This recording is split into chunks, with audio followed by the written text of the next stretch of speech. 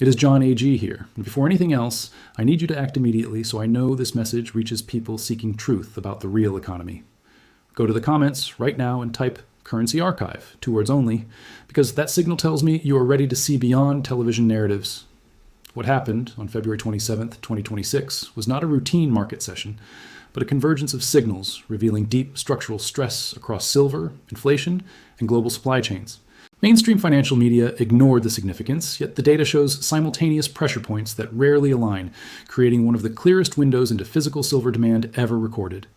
This was not merely a volatile trading day. It was a systemic stress test where paper pricing, physical supply, and macroeconomic signals collided in ways markets struggle to conceal.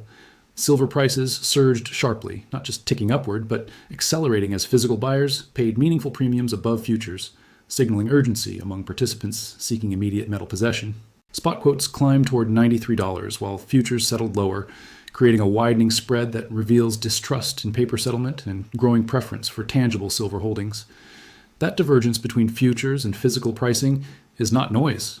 It is a measurable indicator showing buyers are willing to pay more for certainty than promises.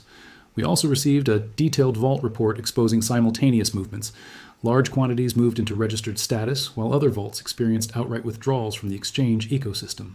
9 depositories reported activity, with multiple vaults adding deliverable silver while others lost physical inventory entirely, highlighting a system balancing conversion efforts against accelerating withdrawals. Registered silver represents metal fully approved for delivery, the backbone supporting futures contracts, and watching it change reveals real-time stress on the deliverable supply pool.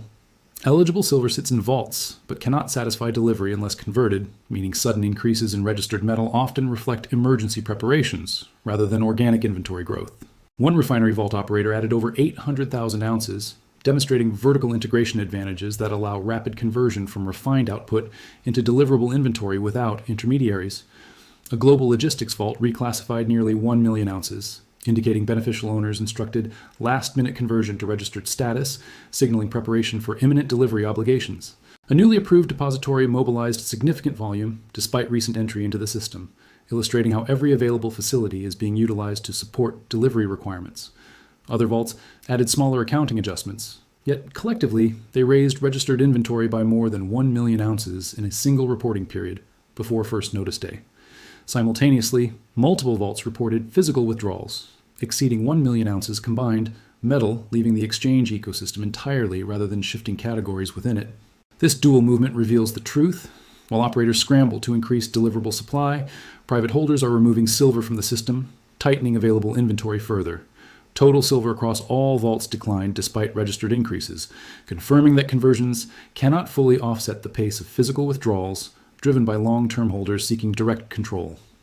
Such behavior mirrors past periods of supply stress where confidence in paper claims weakens, encouraging investors to hold allocated metal outside exchange structures. Another critical signal ignored by most commentators is the silver swap rate, a technical metric revealing the cost participants will pay to secure physical metal temporarily.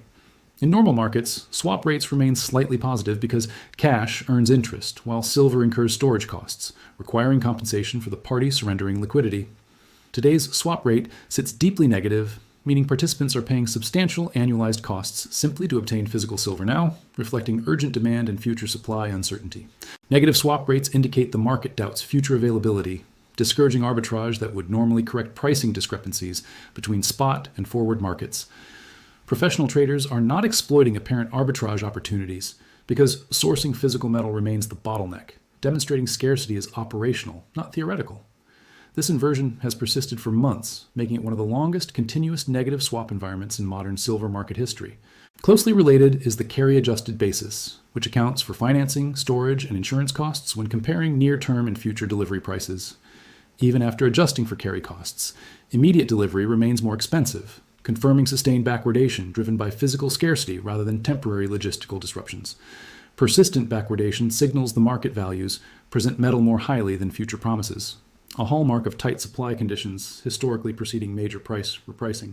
While Western media overlooked developments, the Shanghai Futures Exchange implemented new rules to limit speculative pressure and protect domestic physical silver reserves. China simultaneously tightened export controls and restricted paper claims on domestic inventories, effectively shielding internal supply from global demand pressures. Because China dominates global refining capacity, Such policy actions reduce potential replenishment sources for Western exchanges, amplifying supply constraints internationally.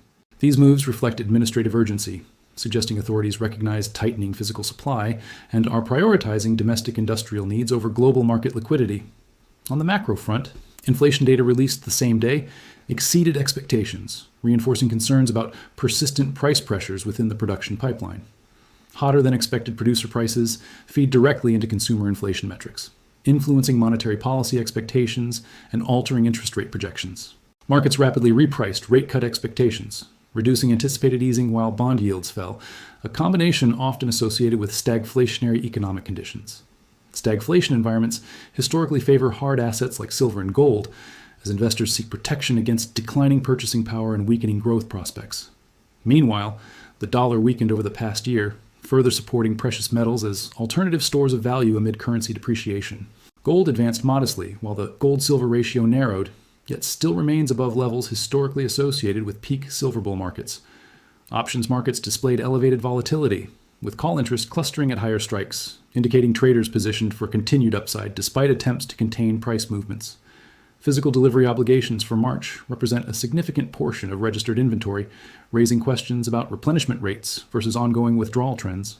Recent months have seen substantial delivery volumes, consuming large shares of available registered silver and increasing pressure on remaining supplies. If current drainage rates persist, registered inventory could enter the next delivery cycle significantly reduced, intensifying scrutiny on vault replenishment capabilities. Exchange mechanisms exist to manage delivery pressure, including margin adjustments and cash settlement incentives, reducing default risk while influencing price discovery credibility. The bullish case for silver does not require exchange failure. It requires repricing to reflect persistent physical tightness and structural supply deficits. Institutional responses in mining equities lagged the metal's surge, suggesting either delayed capital rotation or risk discounting due to geopolitical and operational concerns. Historically, such divergence resolves through equity catch-up rallies or temporary metal corrections, leaving the broader structural trend intact.